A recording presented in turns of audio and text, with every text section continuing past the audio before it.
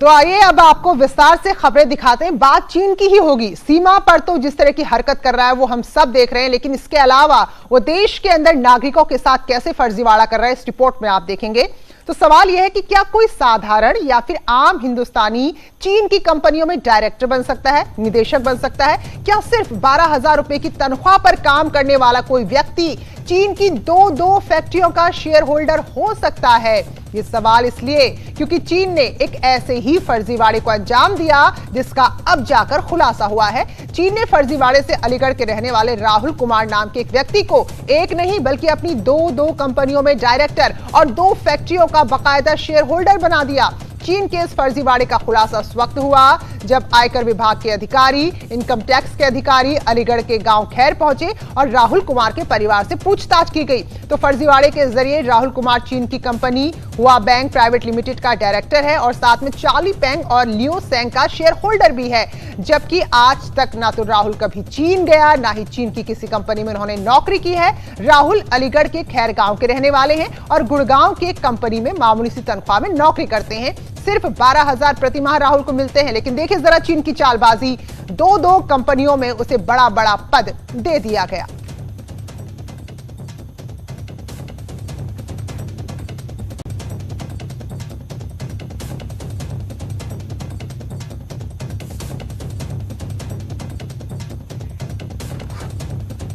नोएडा में कर तू फिर वो ITI सब बुलाए करिए ना।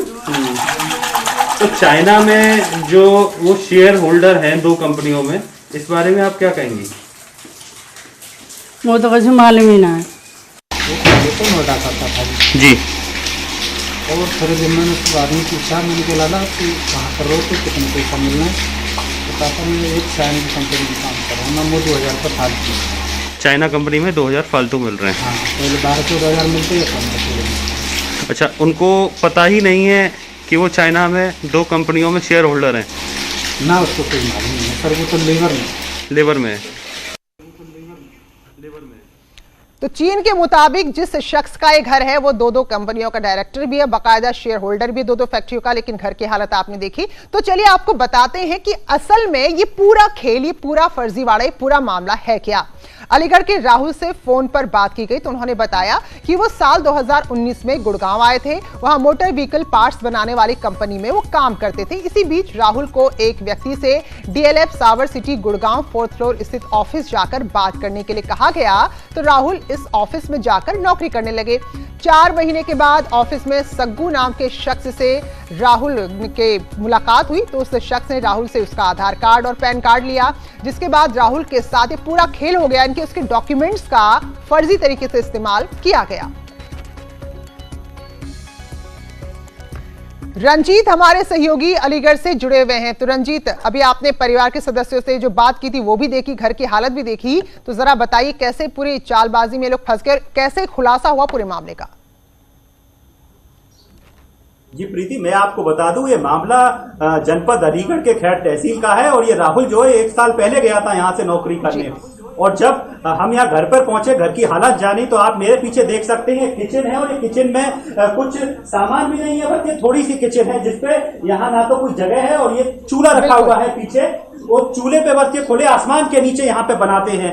इनके पास घर की हालत जो है वो बहुत बेकार है और इनके जो राहुल के पिता हैं वो किसान है। चीन ने बहुत शर्मनाक हरकत करी है राहुल के साथ और जो देखा जा रहा है, राहुल को बताया कि मैं दिल्ली से बाहर ही नहीं गया। राहुल के पिता हमारे साथ हैं, हम इनसे बात करना चाहेंगे। आप बताइए क्या हुआ था, आपको पता है ये क्या हुआ है? ये शेयर होल्डर है राहुल। ये तो बाबूजी बिल्कुल मेरा आधार गलत है और मेरे बच्चे को फंसाया गया है। मेरा बच्चा तो एक मजदूर टाइप का है, हम मजदूर हैं, किसान आदमी हैं।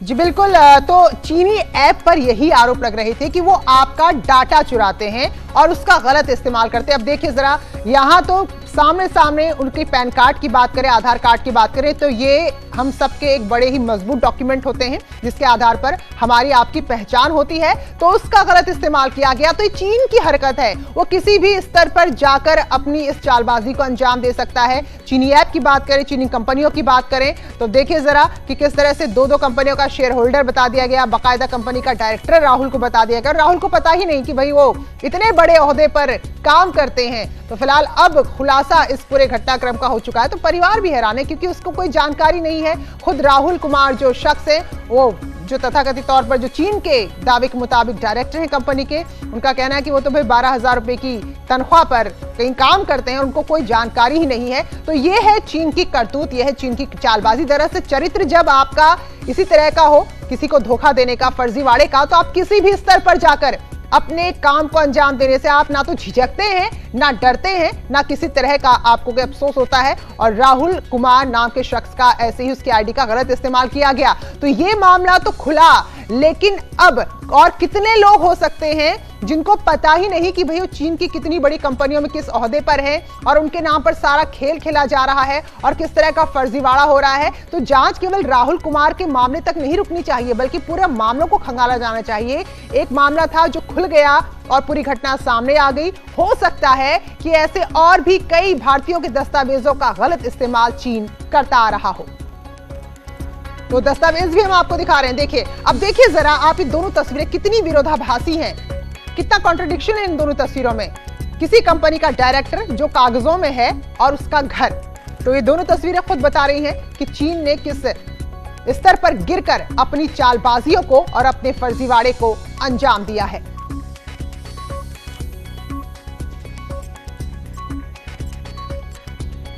तो अलीगढ़ के युवक के साथ जो चालबाजी चीन ने की है उसको देखकर हर कोई हैरान है। तो अलीगढ़ का गरीब किसान का बेटा है राहुल, जिसके नाम पर चीन के एक डॉक्यूमेंट के हिसाब से दो फैक्ट्रियां हैं और बाकायदा 2 कंपनियों का शेयर होल्डर भी है।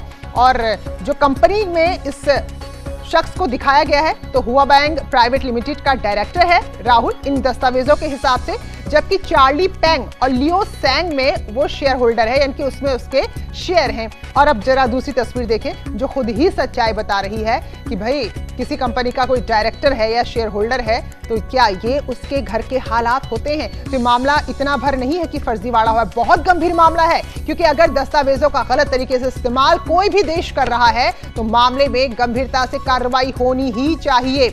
और ये मामला खुला है तो हो सकता है ऐसे कई और लोगों के डॉक्यूमेंट का गलत इस्तेमाल हुआ हो जिसके बारे में जानकारी ही नहीं है। तो इस मामले को गंभीरता से लिया जाना चाहिए। चीन की हरकतें, करतूत उसकी क्या है वो हम सीमा से लेकर अंदर तक सब जानते हैं। और एक बार फिर अलीगढ़ का एक शख्स जो चीन की चालबाजी का शिकार हुआ है।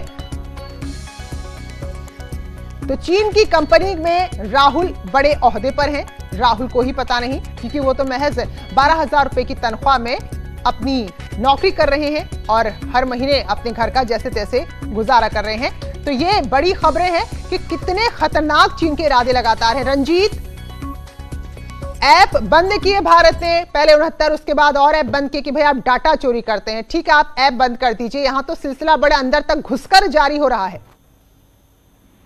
जी प्रीति, मैं आपको बताऊं ये पूरा मामला चीन ने वास्तव में बहुत शर्मनाक हरकत करी है। वो परिवार जो है वो परिवार बता रहा है कि यहाँ कुछ भी उनके पास खाने के लिए नहीं है, किचन है नहीं घर में, घर जो है वो मिट्टी का बना हुआ है और उसके पिता जो है वो खेती करते हैं। राहुल 1 साल पहले यहाँ से नौकरी करने गया था और चीन के द्वारा एक इतनी बहुत बड़ी शर्मनाक हरकत की गई, उसके डॉक्यूमेंट हैक करके और उसको बाकायदा वहां का 2 डायरेक्टर कंपनियों का और शेयर होल्डर बना दिया गया। यहाँ जब उसके घर वालों से बात की गई तो घर पे हमने आपको दिखाना चाहेंगे, यहाँ पीछे किचन भी नहीं है उनके घर पे, उसके पिता हमारे साथ हैं, हम उनसे बात करना चाहेंगे। क्या हुआ है आपके साथ?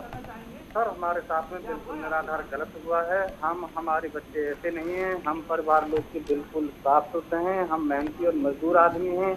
बच्चे को भड़का दिया गया है, नौकरी के लिए उसने डॉक्यूमेंट मांगे होंगे, उसने दे दिए होंगे, नौकरी के लिए यहाँ से निकला है और वहाँ इस तरीके से उसके साथ में जायजती हुई है, धोखाधड़ी हुई है, ये निराधार गलत हुआ है। ये उन लोगों ने बहुत जालसाजी की है मेरे बच्चे के साथ और ये बहुत गलत हुआ। देख रहे हैं आप, इसके पिता भी साफ साफ तौर पर यही बता रहे हैं, बहुत जालसाजी करी है। रंजीत, अगर संक्षेप में बता पाएं आप, खुलासा कैसे हुआ इस फर्जीवाड़े का, अगर संक्षेप में बता पाएं। जी मैं आपको बताऊं, यह खुलासा आयकर द्वारा हुआ है। जब आयकर ने इस चीज की छानबीन करी गहनता से तो पता चला कि राहुल कुमार नाम का शख्स जो जनपद अलीगढ़ का रहने वाला है, तहसील खैर में पीपली गांव का है, जो दिल्ली में जॉब कर रहा है। जब आयकर ने इससे पूछताछ करी दिल्ली में तो उसने बताया कि मुझे को तो पता ही नहीं है कि मैं किस कंपनी का डायरेक्टर हूं और किस कंपनी का शेयर होल्डर हूं।